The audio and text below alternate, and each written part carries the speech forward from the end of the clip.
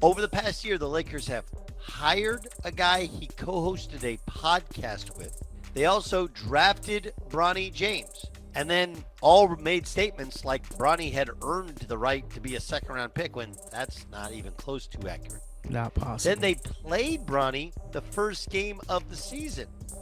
And throughout times in the NBA season, while giving him a guaranteed 4-year contract, despite the fact he was like, the 55th pick in the NBA draft?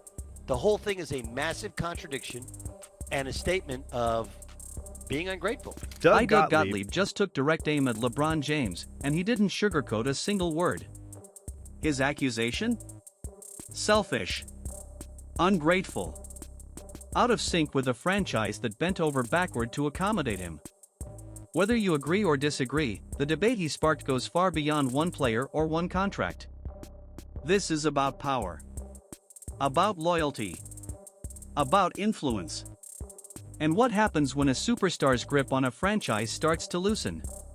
When control begins to fade, narratives begin to shift. Rich Paul was the guy who LeBron met, I think, selling jerseys out of the back of his car, right?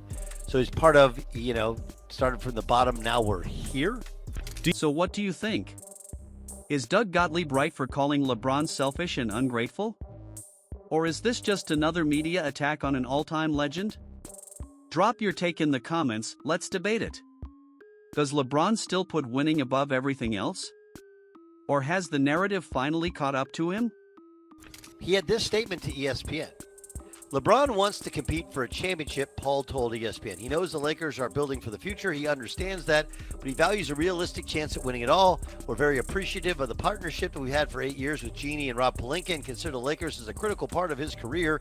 We understand the difficulty in winning now while preparing for the future. We do want to evaluate what's best for LeBron at this stage of his life and career. He wants to make every season he has left count, and the Lakers understand that, are supportive of what's best for him. For years, LeBron has been praised for his elite basketball IQ, leadership, and ability to elevate teammates. But Gottlieb flips that narrative completely. He argues that behind the greatness lies a consistent pattern, one where LeBron's decisions shape organizations around his personal priorities first. Roster construction. Coaching hires. Long-term franchise direction. Now, under the bright lights of Los Angeles Lakers, critics are asking a tough question.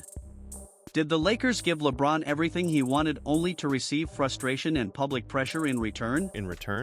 You have to match up your actions with your words. Facts. If LeBron wants to win a championship, well then, why would you opt into a deal that pays you $53 million? Real talk. Because here's how it really works. If you want to win, you know you got to take less so that you can pay more to go out and get guys on the free agent market. And if you want to guarantee yourself a big fat paycheck, what you can do is you can backload a contract, do it as a player-only option, and you play a year with the Lakers. And oh yeah, by the way, if it doesn't work out, you want to retire. You had them buy their way out of an opt-out or whatever, or you go somewhere next year. There's a million different things you can do. One of the biggest controversies centers on influence. The Lakers hired a head coach. LeBron reportedly had strong podcast chemistry with J.J. Redick. They drafted his son, Bronny James. They repeatedly reshaped the roster to fit his championship timeline. Gottlieb argues these aren't coincidences. They're signs of a franchise revolving around one player's orbit instead of traditional team-building principles. And when the moves didn't immediately translate into titles, the tone shifted. From gratitude to visible dissatisfaction. You can say you're appreciative of Jeanie and Rob Pelinka. Your actions are far different. Yep. Because if you're really appreciative, why would you release a statement? If you really want to win a championship, why'd you release a statement? How it lands on me is poorly because it feels like the Lakers, and LeBron has talked about it. He always couches it with I understand. Now we're building around Luka.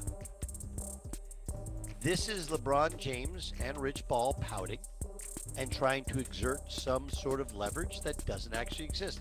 This is no different than LeBron when he was leaving Cleveland the second time, leaking out there that could be interested in the San Antonio Spurs, who had no interest in LeBron James. Wasn't happening. Because you can say, hey, we're really appreciative, but the reality is, are you? At the heart of this discussion is LeBron's longtime agent, Rich Paul, and his powerhouse agency, Clutch Sports Group. Together, they've built one of the most influential player-agent partnerships in modern sports. They've shaped contracts, orchestrated blockbuster moves, and redefined how superstars interact with franchises. But Gottlieb suggests that power works both ways. When a player publicly emphasizes the desire to compete for championships while opting into a contract worth over $50 million, it raises eyebrows across the league. The financial side is where criticism intensifies. In the NBA's salary cap system, every dollar counts. Gottlieb's argument is simple. If winning is truly the priority, sacrifices follow. Take less money. Create cap flexibility. Make room for elite talent. That's the formula many legends have followed in the past. So when LeBron secures the full salary while the roster struggles to add championship-level pieces, critics see a disconnect between the message and the move. Actions. Let me make this clear. Over the past year, just the past year alone, we'll make it 13 months a year. Is that okay? Over the past year, the Lakers have hired a guy he co-hosted a podcast with as the head coach of the Lakers. And look, I get it. Like, I'm not that different from the JJ Redick hire. Okay? But it's the head coach of the Lakers, and they hired him. Okay. They also drafted Bronny James.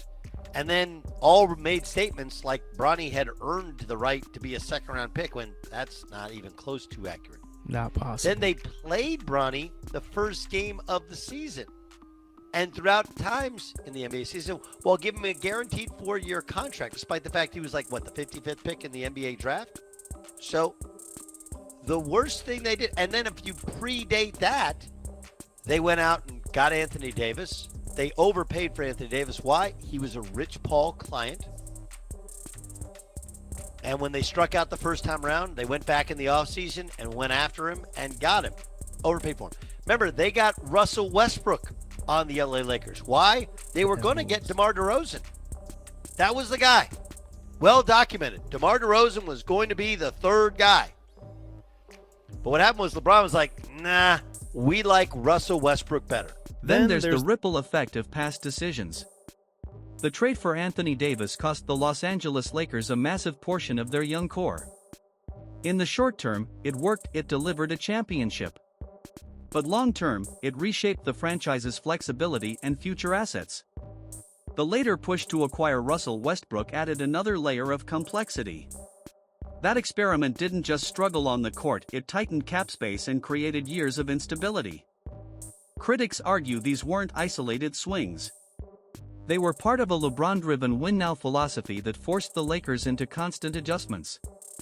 Some insiders have suggested alternatives were available at different points, including players like DeMar DeRozan, moves that may have created better balance. But when the organization followed LeBron's preferences and sustained success didn't follow, the question becomes unavoidable. Who's accountable? The front office for agreeing? Or the superstar whose voice carried the most weight? That's where leadership comes under the microscope.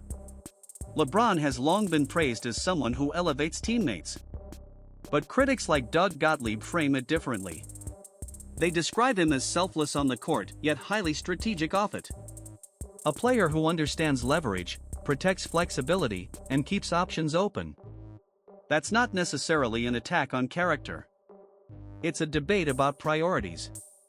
When every major decision appears tied to personal influence, perception can shift from leadership to control. Another layer of tension comes from the evolving power structure within the Lakers organization. Under Jeannie Buss and Rob Pelinka, the front office has signaled a future that extends beyond LeBron. Younger talent. Long-term cap flexibility. Strategic patience. For the first time in years, it feels like the Lakers aren't automatically bending to every superstar request. And that shift matters. Across the league, teams are increasingly prioritizing youth, continuity, and sustainable building over star-driven quick fixes. In that environment, the era of total superstar control appears to be fading. For a player like LeBron James, who built a career mastering leverage, even a slight reduction in influence changes the dynamic. Some critics connect this moment to a broader pattern. His departures from the Miami Heat and the Cleveland Cavaliers reshaped those franchises overnight. He's always had the power to pivot, to reinvent, to walk away. But this time feels different. Age. Contracts. Shifting league dynamics. Leverage isn't what it once was. Then there's the Bronny factor, one of the most emotionally charged aspects of the entire situation. Drafting Bronny James marked a historic father-son moment in the NBA. It's a story of pride and opportunity, but also pressure. Critics argue the move placed the Lakers in a delicate position, balancing development, expectations, and competitive integrity. Whether Bronny earns his role long-term remains to be seen, but the perception of influence fuels the broader control narrative. Coaching changes have also intensified scrutiny. The exits of Frank Vogel and Darvin Ham reinforced how quickly leadership shifts when expectations aren't met. In superstar-driven systems, coaches often become the first casualties. Critics argue that LeBron's presence shapes more than lineups, it shapes organizational direction. Of course, defenders push back. They point out that LeBron delivered a championship, restored global relevance to the Lakers brand, and carried enormous expectations without major off-court controversy. They argue that every all-time great exerted influence, Magic Johnson, Kobe Bryant, even Michael Jordan. The difference? LeBron's era unfolds in real time, amplified by social media and non-stop analysis. Still, the financial contradiction remains central to Gottlieb's critique. If a player occupies a massive share of the salary cap while calling for championship-level upgrades, the math becomes complicated. Titles often require sacrifice from players, executives, and ownership alike. When sacrifices aren't mutual, frustration grows. Meanwhile, there's the looming presence of the league's next generation. Stars like Luka Doncic symbolize the shift in power and attention. As younger players take center stage, the league naturally transitions. For veterans, that shift can feel abrupt. For critics, it signals the closing of an era. Ultimately, this controversy reflects the complexity of modern sports. Superstars carry immense influence. Franchises depend on them for relevance and revenue. Agents shape negotiations. Media amplifies every move. Fans interpret everything through loyalty and legacy. In that ecosystem, even one contract decision can spark debates about character, leadership, and appreciation. For critics like Gottlieb, the issue isn't just basketball, it's gratitude. The argument is that the Lakers offered extraordinary accommodations, roster input, coaching influence, personal milestones. If public messaging still signals dissatisfaction, perception becomes powerful. Fair or not, that perception is sticking. As LeBron enters the later chapters of his career, every decision feels magnified. He's no longer just chasing wins, he's shaping how history will remember him. Is he the ultimate team player? Or the ultimate power player? Depending on perspective, he may be both. He's built contenders, delivered championships, and redefined player empowerment. But he's also operated with a level of control rarely seen in sports history. And as the Lakers chart their future, every game, every roster move, every statement will feed this narrative.